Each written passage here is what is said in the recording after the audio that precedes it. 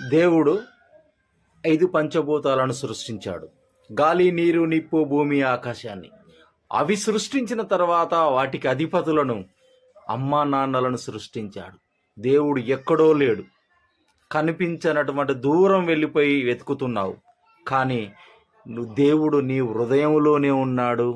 నీ ఇంట్లోనే ఉన్నారు. దేవుడు దేవత. మీ అమ్మా నాన్నలే దేవుళ్ళు. అది గుర్తించిన నాడే ఈ సమాజంలో ప్రతి ఒక్కరు తెలుసుకుంటారు. ఏ ఒక్కరోజైనా అమ్మా నాన్నలను సక్రమంగా చూస్తున్నావా?